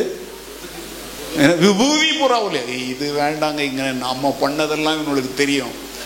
நீ பண்ணதெல்லாம் எவனுக்கு தெரியுமோ அவன் முன்னாடி எழுந்து நின்று, சேற்றில் விழுந்த எண்ணெய் அவர் தூக்கி எடுத்தார், நாற்றமெல்லாம் ஜீவ ரத்தம் கொண்டு மாற்றினார்னு நீ பாடி ஒரு சுவிசேஷம் சொல்ற தெரியுமோ, அதுதான் பரிசுத்த ஆவியானவரின் பலத்தோட நீ சொல்ற சாட்சி. அல்லேலூயா. இன்னைக்கு நிறைய பேர் உள்ளூர்ல என்ன செய்ய மாட்டாங்க, சாட்சியும் சொல்ல மாட்டாங்க. சுவிசேஷனா அவங்க சாட்சி எல்லாருக்கும் தெரியும். ஜாக்கிரதை. நீ வாழ்கிற உன் சொந்த வீடு, உன் இனம், ஜனம், பந்துக்கள், அவங்க மத்தியில நீ சுவிசேஷம் சொல்லணும், இயேசுவுக்கு சாட்சியா இருக்கணும்னா உனக்கு பரிசுத்த ஆவியானவரின் வல்லமை தேவை. அவங்களை கண்டு பயப்படாம தைரியமா சொல்லலாம். உங்க கண்ணு முன்னாடியே நான் குடிச்சிட்டு இந்த இடத்துல விழுந்து கிடந்தேன், நாய் என்ன நக்கிட்டு போச்சு, அது கூட உணர்வு இல்லாம கிடந்தேன், உங்க கண்களால் நீங்க பாத்தீங்க, அந்த மனிதனாகிய என்னை இயேசு மாற்றினார்னு சொல்லி நீங்க வாழ்கிற உங்க தெருவுல நீங்க சொல்றீங்க. பாத்தீங்களா, இது மாம்ச பலன் அல்ல, இது பரிசுத்த ஆவியானவர் கொடுக்கிற பலன். அல்லேலூயா. இந்த திருச்சபை வளர்ந்து பெருகி ஆலமரம் போல விரிவடையணும்னா குறுக்கு வழியெல்லாம் ஒண்ணும் கிடையாது. இந்த சபை இருக்கிற இதே ஊர்ல நீங்க இயேசுவை குறித்து சாட்சி கொடுக்கணும். உங்களுடைய வாழ்க்கை மாற்றத்தை அவங்க சொல்லுவோம். ஆமா ஆமா, இவன் சொல்றது உண்மைதான், நம்மளே எத்தனையோ முறை இவனை சபிச்சிருக்கிறோம். பாருங்க, சமாரியா ஸ்திரீ அந்த ஊருக்கே அவ கேவலமானவளா இருந்தாள். ஆனா அவளே போய் சொல்றா, நான் செய்த எல்லாத்தையும் ஒருத்தர் எனக்கு சொல்லிட்டாரு, அவர் தான் கிறிஸ்துவான், என்ன செய்யுங்க. அதுதாங்க சாட்சி. யார் முன்னாடி கேவலமா தலை குனிந்து வாழ்ந்தோமோ அந்த மக்கள் மத்தியிலே தலை நிமிர்ந்து இயேசு என் வாழ்வை மாற்றினார் அப்படின்னு சொல்லணும். அப்படின்னா சும்மா சொல்ல முடியாது. பரிசுத்த ஆவியானவருடைய வல்லமை நமக்கு தேவை. அல்லேலூயா. 2 எங்க சொல்றாரு? யூதேயா. யூதேயாங்கிறது என்ன தெரியும்? ஒரு எப்படி வச்சுக்கலாமா, கொஞ்சம் ஒரு 2 கிலோமீட்டர் தூரத்துல உங்க சித்தப்பா சித்தி அவங்க பிள்ளைங்க எல்லாம் வாழ்ற, அதாவது நெய்பர்ஹுட். இப்ப இது விபூதி புறாயா, இதுக்கு நெய்பர் எது? இந்த இடம் கேஆர் புரம். கேஆர் புரத்துல எக்ஸாம்பிள் வச்சுக்கோங்க. உங்க ஊர் சொல்லுங்க ஐயா, நீங்க இருக்கிற ஊரு. இதுல இருந்து எத்தனை, ஒரு 2-3 கிலோமீட்டர் இருக்குமா? நீங்க சொல்லுங்க, யாராவது ஒருத்தர் இருக்கும். அதுதான் யூதேயா சமாரியா. நெய்பர்ஹுட். என்னது? நெய்பர்ஹுட். அக்கம் பக்கம் அயலகத்தார் சொல்றோம் பாத்தீங்களா, அது இந்த தெரு இல்ல, கொஞ்சம் தூரத்துல. இப்ப நான் லிங்கராஜபுரத்துல இருக்கிறேன், அது எனக்கு எருசலேம். இப்ப விபூதிபுரா எனக்கு யூதேயா சமாரியா. உங்களால முடியுமா? பாஸ்டர் சொல்றார், நம்ம திருச்சபையா போய் ஒரு குறிப்பிட்ட ஊரை சொல்றார், ஒரு 4 கிலோமீட்டர் 5 கிலோமீட்டருக்குள்ள ஊழியத்துக்கு வாங்க அப்படின்னா வருவீங்களா? பாஸ்டர் எனக்கு கொஞ்சம், நான் இன்னொரு இடத்துக்கு வரேன் பாஸ்டர். நீங்க எப்போ திருப்பத்தூருக்கு போகலான்னு சொன்னீங்களா? அங்க வரேன், ஏன்னா அங்க உங்களை யாருக்கும் தெரியாது இல்ல, கழுவுற மீன்ல. இன்னைக்கு ஏன் திருச்சபை வளர மாட்டேங்குது தெரியுமா? சொந்த ஊர்லயும் சாட்சி கிடையாது, பக்கத்து ஊர்கள்லயும் போய் சொல்ற அளவுக்கு நமக்கு தில்லு இல்ல. புரியுதா? ஆனா இங்க குதிக்க சொன்னா குதிப்போம். ஏன்னா இந்த 4 சுவத்துக்குள்ள என்ன ஆட்டம் போட்டாலும் எவனும் பாக்குறது இல்ல. ஜாக்கிரதை. 20வது வருஷத்துல கால் வச்சுட்டீங்க. 20 வயசு பையனை பார்த்து என்ன சொல்றோம்? 7 கழுத வயசாச்சுடா, இன்னமுமா திண்ட சோறு சாப்பிடுறேன்னு கேட்கிறாங்க இன்னைக்கு இல்லையா? இந்த திருச்சி உங்களுக்கு திட்ட வரலங்க, நான் ஒரு பையனை சொல்றேன். அப்படி 20 வயசுள்ள எங்களுடைய சர்ச் எல்லாம் 20வது ஆண்டு விழாவை நாங்க கொண்டாடும் போது கேம்பஸ் குருசேர் அப்படியே பிதுங்கி வழங்கிச்சு. 3 குடும்பத்தோடு தான் ஆரம்பிச்சோம். 20வது ஆண்டு விழாவை கொண்டு ஞாபகம் இருக்காடா? நீங்களாம் குட்டி பசங்க இல்லையா? அன்னைக்கு அது எவ்வளவுப்பட்ட ஒரு பெரிய ஏன் எதற்கு இந்த வசனம் அங்க நிறைவேறுது. 25வது ஆண்டு விழாவை கொண்டாடின பொழுது கேம்பஸ் குருசே திருவிழா இடம் பத்தலங்க. கேம்பஸ் குருசேலாம் எங்களுக்கு ஒரு தூசி மாதிரி. எதற்கு? இதெல்லாம் பெருமையா சொல்லல, பரிசுத்த ஆவியானவருடைய கட்டுப்பாட்டுல ஒரு சபை இருந்துச்சுன்னா, ஒரு ஊழியம் இருந்துச்சுன்னா, அதனுடைய எல்லைகளை தடுக்க இந்த பூமியில எந்த சக்தியாலும் முடியாது. என் சபையை நான் கட்டுவேன், பாதாளத்தின் வாசல்கள் அது என்ன செய்யாது, மேற்கொள்ளாது.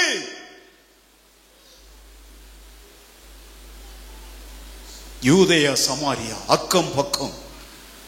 யூதேயா அடுத்தால் என்னது, சமாரியா. சமாரியான்னா என்ன தெரியுமாங்க, மாற்று கலாச்சாரம். அவங்களும் யூதர்கள் தான், ஆனா அவங்களுடைய கலாச்சாரம் எப்படி இருக்கும், வேற மாதிரி இருக்கும்.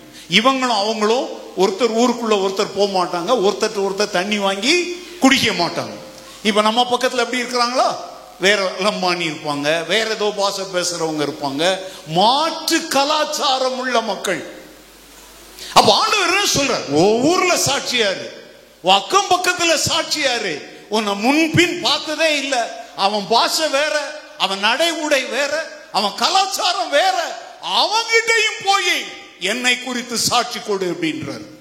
அல்லேலூயா. இதுதான் மிஷனரி ஊழியம், மாற்று கலாச்சாரம். நாளை என் ஊழியத்தை, நான் தமிழ்நாட்டில் திருநெல்வேலியில பிறந்தவன். திருநெல்வேலியில நான் இப்ப போனேன்னா யாரா அப்படின்னு கேட்பாங்க, யாருன்னே என்ன தெரியாது. கர்த்தர் அழைத்த பொழுது ஆபிரகாமை போல எல்லாத்தையும் தூக்கி போட்டுட்டு, இள வயதுல மீசை முளைக்கிற வயதுல அந்தமான் நிக்கோபார் தீவின் காடுகளுக்குள்ள போய் காட்டு மிராண்டிகள் நிர்வாணிகளாய் வாழ்ந்தவர்கள் மத்தியில நான் மிஷனரியா இருந்தவன். அந்த மக்களுக்கு உணவை சமைத்து சாப்பிட கற்றுக் கொடுத்தது நாங்க. வஸ்திரம் இல்லாத இருந்தவங்களுக்கு வஸ்திரம் போட கற்றுக் கொடுத்தவங்க நாங்க. அதுதான் மிஷனரி பணி. மாற்று கலாச்சாரம் உள்ள மக்கள் இன்னைக்கு அவங்க ஆண்டவரை ஏற்றுக்கொண்டிருக்கிறாங்க, கல்வி கற்றிருக்கிறாங்க, நம்மை விட நாகரீகம் உள்ளவர்களாய் மாறி இருக்கிறாங்க. ஆண்டவர் திருச்சபையின் மேல் பரிசுத்த ஆவியானவரை ஊற்றினதனுடைய நோக்கம் உள்ளேயே கிடந்து கும்மாள அடின்னு சொல்றதுக்கு இல்ல. போ, உன் சொந்த ஊர்ல சொல்லு, பக்கத்து ஊர்கள்ல சொல்லு, பாஷை தெரியாத மக்களிடத்துல போய் சொல்லு. நாலாவது சொல்றார், பூமியின் கடைசி பரியந்தம். ஆண்டவருடைய கிருபையினால இந்த பூமியினுடைய பல எல்லைகளுக்கு நான் போயிட்டு வந்திருக்கிறேன். சில நாட்டினுடைய கடைசி எல்லையில போய் நின்று அடுத்த நாடுகளுக்கு நேராக கைகளை நீட்டி, ஏன்னா அங்க போறதுக்கு நேரம் இருக்காது, திரும்பி வரணும். அப்படி எத்தனையோ நாடுகளுக்கு. ஆனா இன்னும் நான் போக வேண்டிய நாடுகள் எக்கச்சக்கம் இருக்குங்க. ஆனா நான் தான் போகணும்னு அவசியம் இல்லை. எங்களுடைய திருச்சபை பிள்ளைகளை ஜெபித்து நான் அனுப்பி வைப்பது கூட ஒரு மிஷனரி ஊழியம் தான். அல்லேலூயா. உலக தரிசனம், உள்ளூர் தரிசனம், அக்கம் பக்கத்தின் தரிசனம், அந்நிய ஜனங்களின் மத்தியில் தரிசனம், உலகத்தின் கடைசி பரியந்தம் தரிசனம். இதுதான் திருச்சபைக்கு ஆண்டவர் வச்சிருக்கிற வேலை. ஓகே, இப்ப பாயிண்ட்க்கு வரும். நீங்கள் என்ன அடைவீர்கள்? இந்த வார்த்தைக்கு என்ன பதில் சொன்ன? மூல மொழியில் என்ன போட்டிருக்குது? டுனாமிஸ். ஓகே, இதுல இருந்து ரெண்டு வார்த்தைகள் வந்துச்சு. ஒண்ணு நல்ல கவனிங்க, டைனமோ. இப்பெல்லாம் உங்களுக்கு இருக்க இந்த சந்ததிக்கு டைனமோனா என்னன்னே தெரியாது. டைனமோனா என்ன தெரியுமாங்க? அந்த காலத்துல சைக்கிள்ல பின்னால பாத்தீங்கன்னா ஒரு பாட்டில் மாதிரி ஒண்ணு இருக்கும். ராத்திரி ஆன உடனே அந்த பட்டன் அப்படி தட்டி விட்டோம்னா நம்ம டயர்ல அது என்ன செய்யும்? சுத்தும். முன்னால என்ன இருக்கும்? ஒரு விளக்கு இருக்கும். நம்ம எல்லாம் ஆரம்பத்து காலத்துல ஊழியத்துல அந்த சைக்கிள்ல தான் வண்டி ஓட்டி இருக்கிறோம் இல்லையா? இவங்களுக்கு அதெல்லாம் எங்க தெரியும்? இவங்களுக்கு எடுத்த உடனே அது என்ன புல்டோசர் மாதிரி, புல்டோசர் நாய் மாதிரி. இவங்க பைக்கும் புல்டோசர் மாதிரி இருக்குது. அது சத்தம் கொடுத்தா வயிற்ற கலக்கு. இவங்கெல்லாம் அது வாங்கும்போது வாங்காதீங்கன்னா நான் தான் தடுக்கிறேன். ஏன்னா இன்னைக்கு இந்த சைக்கிள் எல்லாம் இவங்களை ஓட்ட வச்சா என் மரியாதை என்ன வருது? ஒரு பொண்ணு இன்னைய பார்க்காதுன்றான் சைக்கிள். ஆனா இங்க உட்கார்ந்து இருக்கிற ஊழியக்காரங்க நான் இங்க பலர்லாம் நடந்து, அதுக்கப்புறம் என்னது சைக்கிள். கடந்த முறை அன்னைக்கு ஆனிவர்சரிக்கு அங்க வந்த போது கூட அவங்க ஒருத்தர் சொன்னா தெரியுங்களா, நடந்து போவேன் ஒரு கூட்டம் நடத்துறதுக்கு சைக்கிளை கொண்டு போய் என்ன வச்சேன்? அடகு வச்சேன்னு சொன்னார். எங்க நாங்கெல்லாம் அப்படி வந்தவங்க, அதனால எங்க கிட்ட மோதுறதுக்கு முன்னாடி கொஞ்சம் யோசித்துட்டு மோதணும், சரியா? டைனமோ சும்மா ஓட்டும் போது ஈஸியா இருக்கும். ஆனா இந்த டைனமோ அதை ஆன் பண்ணிட்டு ஓட்டும் போது கொஞ்சம் என்ன செய்ய வேண்டியிருக்கும்? அப்போதான். அதனாலதான் டயர்ல பாத்தீங்கன்னா சைட்ல இப்படி கோடு கோடா கொடுத்துருப்போம். அதுல இப்படி உரசும் போது முன்னால என்ன வரும்? ஹலோ, ஒரு அல்லேலூயா சொல்லுங்க பார்க்கலாம். பரிசுத்த ஆவியானவர் உன்மேல் வரும் பொழுது, நீயும் அவரும் நல்ல உறவா ஒட்டி இருக்கும் பொழுது, இந்த உலகத்திற்கு வெளிச்சம் கொடுக்கிற வெளிச்சமாய் நீ மாறுவாய். அல்லேலூயா. இந்த அப்போஸ்தலிக் ஃபெய்த் சர்ச் பரிசுத்த ஆவியின் பலனோடு 4 இடம் சொல்லி இருக்கிறார்ல. உள்ளூர், அக்கம் பக்கம், அயலகம், தூர இடங்களுக்கு நீங்க என்ன கொடுக்கணும்? வெளிச்சம் கொடுக்கணும். அல்லேலூயா. உம்மோடு இருக்கணுமே, உம்மை போல் மாறணுமே, மலை மேல் அமர்ந்து என்ன கொடுக்கணுமே? சும்மாலாம் வெளிச்சம் கொடுக்க முடியாது. பரிசுத்த ஆவியானவரோடு அனுதினமும் உறவாடி ஒட்டி உரசுகிற கிறிஸ்தவ ஊழியக்காரன் சபைதான் வெளிச்சம் கொடுக்கிறவனாய் வாழ முடியும். அல்லேலூயா. இன்னைக்கு உன் வாழ்க்கை வெளிச்சம் கொடுக்கிற வாழ்க்கையா இல்ல அப்படின்னா, ஆவியானவரோடு உனக்கு என்ன இல்லன்னு அர்த்தம்? உறவு இல்ல, ஒட்டு இல்ல, ஒண்ணும் இல்லன்னு அர்த்தம். ஒரு திருச்சபை மலையின் மேல் வைக்க பட்டணம் போல என்ன கொடுக்கணும்? நீங்கள் உலகத்திற்கு என்னவாய் இருக்கிறீர்கள்? வெளிச்சமாய் இருக்கிறீர்கள். அப்ப பரிசுத்த ஆவியானவர் வந்து நம்மளை அந்நிய பாஷை பேச வைப்பார் என்பதை விட மிகப்பெரிய ஒரு போதனை என்ன தெரியுமா? இயேசுவை அறியாமல் அந்தகார இருளிலே வாழ்கிற மக்களுக்கு சுவிசேஷ தீபத்தை, சுவிசேஷ வெளிச்சத்தை கொடுக்கிறவர்களாய் அவர் நம்மை மாற்றுவார். அல்லேலூயா. நான் முதல்ல சொன்னேன், உண்மை பேசுனா ஆமேன்னு சொல்லுங்க, பொய் பேசுனா சும்மா இருங்க. இப்ப நான் பேசுறது உண்மை தானே? ஆமேன். நேரம் ஆகிறது, அடுத்தால ஓடுறேன். டைனமைட் கேள்விப்பட்டிருக்கீங்களா? டைனமைட்னா என்ன தெரியுமா? இந்த மலைங்களை உடைக்கிறாங்கல்ல, குவாரி. அங்க என்ன செய்வாங்க தெரியுமா? பாறைகள்ல ஒரு ஓட்டை போட்டுட்டு அதுல திரிகள் மாறி வச்சு கருப்பு கலர்ல ஒரு பவுடர், அதை உள்ள திணிச்சிட்டு சாயங்காலம் வரும்போது வேட்டு வைக்கிறாங்கன்னு சொல்லுவாங்க. அப்போ உயிருக்கு என்ன செய்வாங்க? ஓடிடுங்க, எல்லா தூரம் போயிடுங்கன்னு சொல்லிடுவாங்க. நீங்க குவாரி பாறை உடைக்கிற இடத்துல பாருங்க, அங்க உபயோகிக்கிற அந்த வெடி மருந்துக்கு பேர் என்ன பேர் சொல்லுங்க? டைனமைட். நல்லா புரிஞ்சுக்கோங்க. டைனமைட் அப்படின்னா அர்த்தம் என்ன தெரியுமா? யாராலையும் போக முடியாத, சந்திக்க முடியாத, தகர்க்க முடியாத கடினமான பாறை போன்ற இருதயங்களையும் கிறிஸ்துவின் சுவிசேஷத்தினால சுக்குநூறா உடைச்சி இயேசுவின் பாதத்துல கொண்டு வரணும்னா நமக்கு டைனமைட் போன்ற ஒரு வல்லமையை தருவது பரிசுத்த ஆவியானவர். ஹல்லேலூயா. இந்த மைக் இல்ல, டைனமைட். இன்னைக்கெல்லாம் நிறைய பிரசங்கிமார் எதைத்தான் நம்பிட்டு இருக்கிறாங்க? மைக்க நம்பிட்டு. இந்த மைக்ல என்னவோ ஆஸ்மா வியாதியா இருக்கலாம், இதெல்லாம் வல்லமை இல்லைங்க. அவர் என்ன செய்வார் தெரியுமா? பரிசுத்த ஆவியான இறங்கி கொடுங்க, பெற்றுக்கொள் அப்படின்னுவார். இதெல்லாம் அப்படி அவ்வளவு கேவலமான கொசுக்கள். ஊதுன உடனே என்ன செய்யறாங்க? இதெல்லாம் ஆவியானவருடைய வல்லமை நம்பி கடைசி கால திருச்சபையே ஏமாந்து போகாத. உங்க ஊர்ல மாபெரும் ரவுடி, ஏன்னா 1000 தலை வாங்கின அபூர்வ சிந்தாமணி, அவங்கிட்ட போய் நின்று இயேசு உன்னை நேசிக்கிறார், இயேசு உன்னை ரட்சிக்கிறார், ஐயோ அப்படி முழங்கால விழுந்து இயேசுவை ஏற்றுக்கொள்றான் பாத்தீங்களாங்க, அதுதான் டைனமைட். அல்லேலூயா. எந்த இடம் எவராலும் போக முடியாத இடத்துக்குள்ள கூட நுழைஞ்சி இயேசுவே ரட்சகர், இயேசுவே ஆண்டவர், அவராலே அல்லாமல் வேறு ஒருவராலும் ரட்சிப்பு இல்லைன்னு பூந்து தகர்த்து அடிக்கிற பாத்தியா? அது அறிவு புத்தி இல்ல, பரிசுத்த ஆவியானவருடைய வல்லமை. அல்லேலூயா.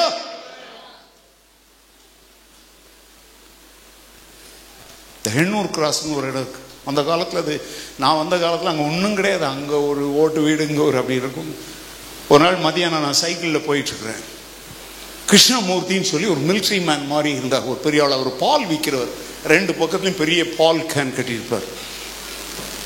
யார் வீடுங்களே கிடையாதுங்க. இப்போ இல்லை, அது அந்த காலத்தில், அந்த நாட்களில் மத்தியான நேரம் ஒரு 2 மணி இருக்கும். அப்போ அந்த அவர் எனக்கு தெரிஞ்சவர், ஏன்னா எங்கள் ரோட்லலாம் அவர் தான் பால் ஊற்ற வருவார். அந்த காலத்தில் அந்த தொடகுபி, இன்னும் அந்த கண்ணூர், அங்கிருந்து தான் பாலே வரும். அப்போ அவரோட நான் பேசிட்டு இருக்கும்போது அப்படி நின்று பேசிட்டு இருக்கோம். என்ன சார் இங்க போறீங்கன்றார். நான் சொன்னேன், என்ன இந்நேரத்துக்கு பால், சாயங்கால பால் எடுத்துட்டு போறேன். அவர்கிட்ட நான் பேசிட்டு இருக்கும்போது சுவிசேஷம் சொல்றேன். நான் வந்து ஒரு பிஎஸ்ஐ சைக்கிள் வச்சிருக்கிறேன். அவர் பால் கேன் 2 சைக்கிள், 2 பெரிய கேன் வச்சு நிற்கிறார். ஆஜானு பாகுவா இருப்பார். பாருங்க, அவர்கிட்ட நான் பேசிட்டு இருக்கும்போது சுவிசேஷம் சொல்றேன். நான் ஏதோ ஒரு காரணத்துக்காக சொல்லிட்டு இருக்கிறேன். இயேசு கிறிஸ்துவின் ரத்தம் நம்முடைய சகல பாவங்களை நீக்கி என்ன செய்யும்? சுத்திகரிக்கும். கிருஷ்ணமூர்த்தி, நீங்க இயேசுவை நம்புங்க அப்படின்னு சொல்லுங்க. பாருங்க, திடீர்னு பார்த்தா ஓய் அப்படின்னு ஒரு சத்தம் வந்துச்சுங்க. நான் அப்பதான் அவரை நிமிர்ந்தே பாக்குறேன். அப்படியே அந்த 2 பெரிய உள்ள உயர பால் கேன் அப்படியே சைக்கிளோட கீழே விழுந்துச்சு. அப்படியே ஒரு 2 கண்களும் அப்படியே கோழி முட்டை மாதிரி வெளியே வந்துருச்சு. அப்படியே வெறி பிடித்த கோலியாத் மாதிரி அப்படியே நின்று அப்படியே நாக்க துருத்திட்டு என் கழுத்தை சங்க அறுத்துருவேன்னு சொல்றான். பாத்தீங்களா, அது ஒரு கெட்ட வார்த்தை. அப்படின்னா நீங்க யாரும் சொல்லாதீங்க. அப்படியே என் கழுத்து மேல கையை வைக்கிறதுக்கு அப்படியே பாயிறார். நான் தனி மனிதன், அந்த சுற்று வட்டாரத்துல யாருமே இல்லைங்க. அந்த ஆள் சரீரத்திலே என்ன மாதிரி 3 மடங்கு இருப்பார். அவர் ஒரு கையால என்ன தூக்கி தூர எரிஞ்சிடுவாருங்க. இப்ப நான் சொல்லட்டா, த டைனமைட்னா என்னன்னு புரிஞ்சுக்கோங்க.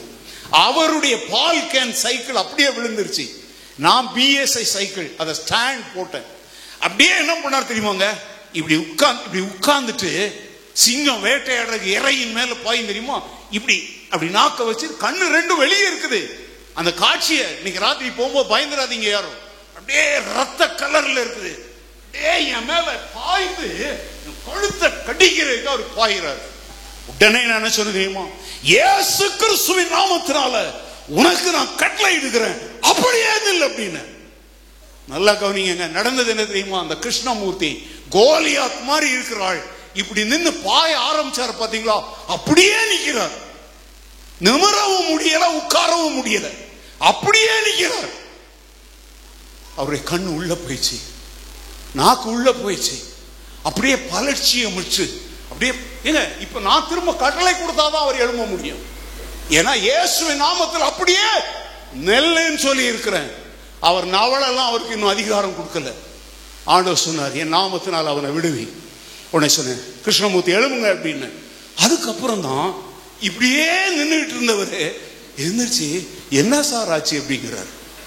என்ன சார் ஆச்சு? முதல்ல உங்க பால் கேனை தூக்கி நிறுத்துங்கன்னு சொல்லிட்டு அந்த மத்தியான நேரத்தில் அந்த 700 கிராஸ், இப்போ வந்து அங்கே ரிலையன்ஸ் ஷாப் ஒன்று இருக்குது, அந்த இடத்துல அவருக்கு மூட்டி போட்டு அவருக்காக ஜெபம் பண்ண, அவர் பல ஆண்டுகள் பிடித்திருந்த பொல்லாத ஆவி அவரை விட்டு விலகி ஓடியது. நல்லா கவனிச்சுக்கோங்க. டைனமைட் அப்படின்னா என்னன்னு தெரிஞ்சுக்கோங்க. அங்க ஒரு ஆளும் நமக்கு துணைக்கு இல்லை, இயேசு மாத்திரமே நம்முடைய துணை. அல்லேலூயா.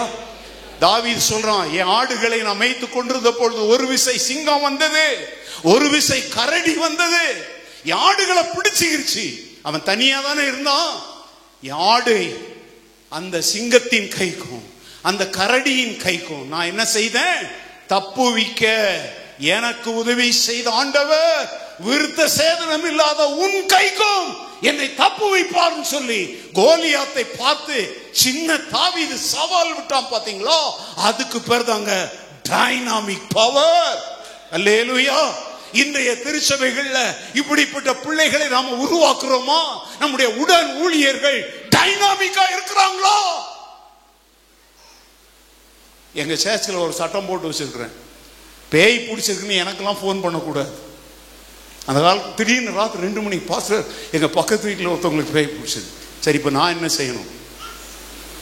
நான் என்ன செய்யணும்? விசுவாசிக்கிற ஒரு ஆள் நடக்கும். நீ ஜெபம் பண்ணு, நீ ஜெபம் பண்ணு. எங்களுடைய பசங்க, எங்க பிள்ளைங்க உட்கார்ந்துருக்காங்க, நான் சொல்றத அவங்க கண்ண காதால கேட்டுட்டு இருக்காங்க.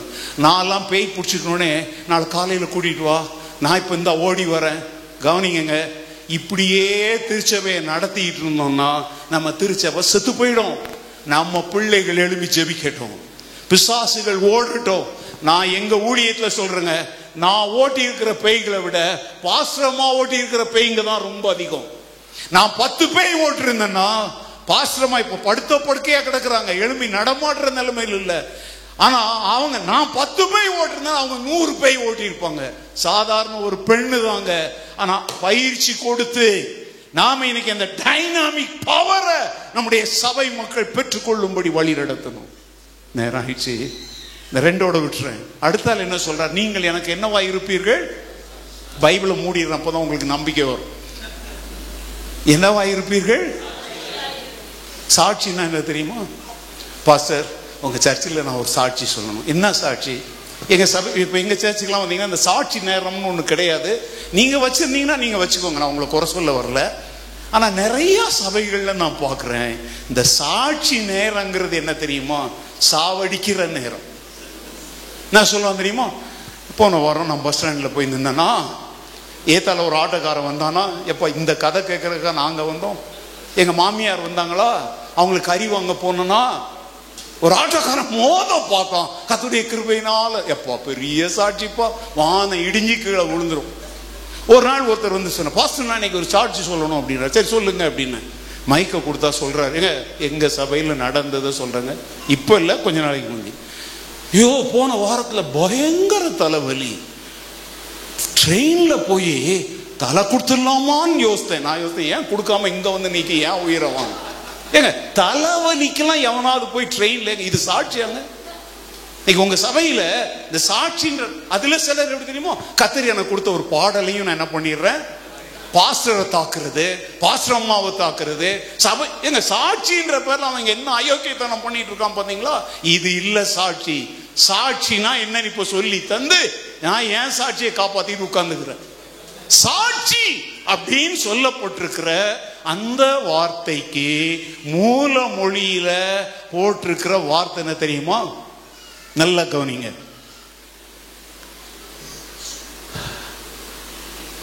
மார்ச்ரோஸ். என்ன சொல்லுங்க? அதுல இருந்து வந்த ஒரு வார்த்தை தான் மார்ட்டையர். என்னது மார்ட்டையர்னா என்ன தெரியுமா? ரத்த சாட்சி.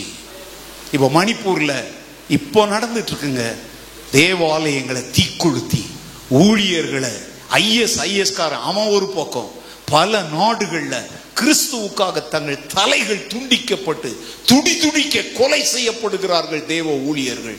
அப்போ கூட இயேசுவை மறுதலிக்காம நிக்கிறாங்க. அவங்க யார் தெரியுமாங்க? இரத்த சாட்சிகள். அவங்களுக்கு பேர் என்ன பேரு? இரத்த சாட்சிகள். நல்ல கவனிங்க, இந்த இரத்த சாட்சிகள்னா ரெண்டு. சில பசங்க ஊழியத்துக்கு வரும்போது நான் இயேசுவுக்காக இரத்த சாட்சியா மரிக்க விரும்புறேன் அப்படின்வான். நான் சொல்லுவேன், எப்பா நீ ரத்த சாட்சியெல்லாம் மறிக்கலாம் வேண்டாப்பா, இயேசுவின் ரத்தத்துக்கு சாட்சியா நீ வாழ்ந்தா போதும். அல்லேலூயா. இயேசுவின் ரத்தம் உன் வாழ்க்கையில என்ன என்ன மாற்றத்தை கொண்டு வந்துச்சுங்கிறதுக்கு நீ சாட்சியா வாழு. ரத்த சாட்சியா சாவது ஈஸி, இயேசுவின் ரத்தத்துக்கு சாட்சியா வாழ்வது சவால். ஏங்க ஒருத்தன் பட்டாக்கத்தியை தூக்கிட்டு வந்து நம்ம கழுத்தை வெட்டிடுறான், உடனே உயிர் போயிடும், அது ஈஸி. ஆனா உயிருள்ள வரைக்கும் இயேசு என் வாழ்வை மாற்றினார், என்னை தேடி இயேசு வந்தார், என் வாழ்வை மாற்றி விட்டார்னு சொல்லி வாய் திறந்து ஊரெங்கும் உலகெங்கும் பட்டி தொட்டி எங்கும் தீவுகள் நாடுகள் காடுகள் மலைகள்னு அலைஞ்சி சொல்ற தெரியுமா? அது ரத்த சாட்சி இல்ல, அவருடைய ரத்தத்துக்கு சாட்சியா இருப்பது.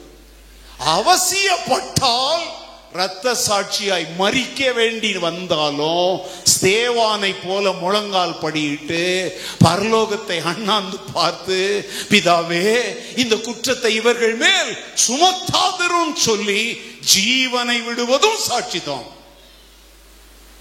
மார்ச்ரோஸ் என்கிற அந்த வார்த்தை ரத்த சாட்சியாய் மரிக்க நேரிட்டால் நீ மரி, அல்லது நீ வாழ்கிற வரைக்கும் இயேசுவின் ரத்தம் உன் வாழ்க்கையில என்ன செஞ்சுது, உன் வாயினால சுவிசேஷத்தை கேட்கிறவங்க வாழ்க்கையில என்ன செய்யுங்கிறத நீ என்ன செய்யணும்? சாட்சியா சொல்லணும்.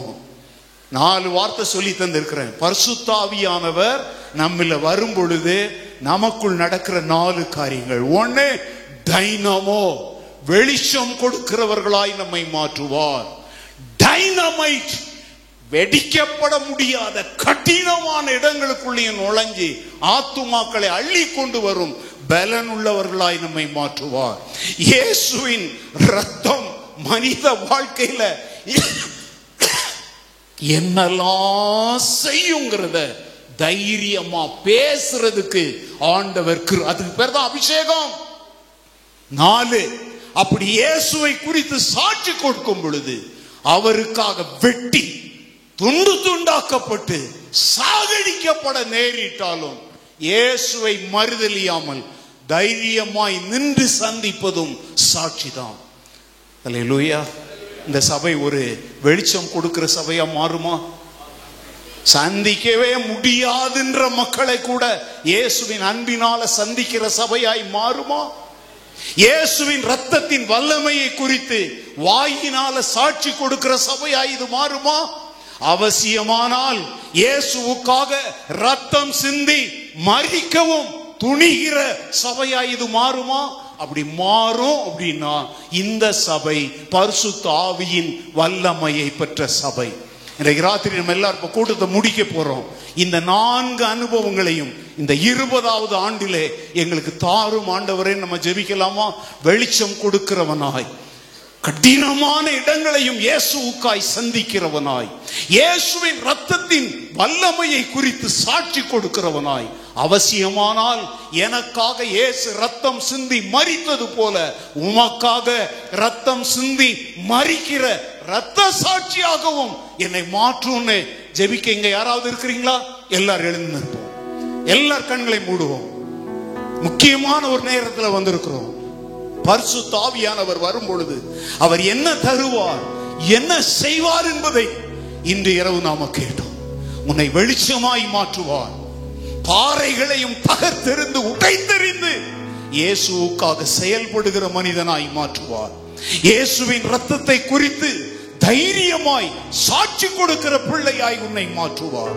அவசியமானால் இயேசுவுக்காக ரத்தம் சிந்தி மரிக்க நேரிட்டாலும் பின்வாங்காமல் இயேசுவின் பின்னால் நான் செல்வேன், திரும்பி பார்க்க மாட்டேன் என்று வைராக்கியமான ஒரு கிறிஸ்தவ வாழ்வுக்கு இந்த 20வது ஆண்டை துவங்குகிற இந்த நாளிலே இங்கே கூடி வந்திருக்கிற உங்களையும் என்னையும் ஆண்டவர் அழைக்கிறார். இதோ நான் வருகிறேன் ஆண்டவரே, என்னை தருகிறேன் ஆண்டவரே சொல்ல யாராவது இருக்கிறீங்களா? ராத்திரி வேளையிலே ஆண்டவருடைய இந்த கேள்விக்கு பதில் சொல்ல யாராவது உண்டா?